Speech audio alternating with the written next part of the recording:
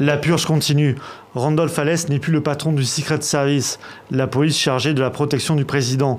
Il prend à son tour la porte. À peine 24 heures après le renvoi de sa patronne, Kirstjen Nielsen, la ministre de la Sécurité intérieure.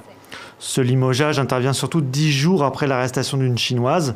Elle s'était introduite en possession de plusieurs téléphones et d'un logiciel malveillant dans le luxueux domaine de Mar-a-Lago, en Floride. Selon le New York Times, la purge n'est pas finie. Au moins 2 autres responsables du département de la sécurité intérieure devraient quitter leurs fonctions sous peu.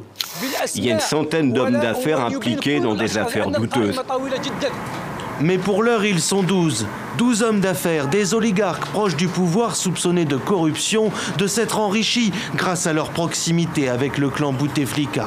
C'est une manière pour les services, notamment pour l'armée, de dire que personne n'échappera à la justice, que tout le monde sera jugé. L'enquête a conduit à l'arrestation d'Ali Haddad, très proche des 2 frères de l'ex-président Abdelaziz Bouteflika. Les autres hommes d'affaires visés, comme Reda Kouninef ou Maïeddine Takout, sont libres, mais ils ont interdiction de quitter le territoire.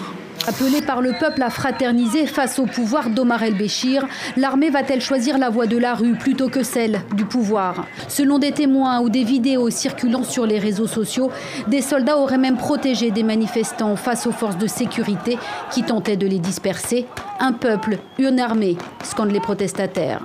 L'Union européenne a appelé à ce que les manifestations pacifiques soient autorisées, à ce que les forces de sécurité n'utilisent ni gaz lacrymogène, ni balles réelles contre les manifestants pacifiques. Appel sans effet pour le moment. Les tirs ont bien résonné à Khartoum ce matin. En démocratie, séparer la religion de l'État semble aller de soi. Mais le projet de loi 21 sur la laïcité continue de semer la grogne chez ceux qui réclament le droit d'afficher leur religion. Résultat, les uns parlent de discrimination, les autres de refus de s'intégrer à la société d'accueil. Chacun traite l'autre de raciste. Avec autant d'antagonisme dans le débat, il sera sans doute difficile d'éviter les dérapages.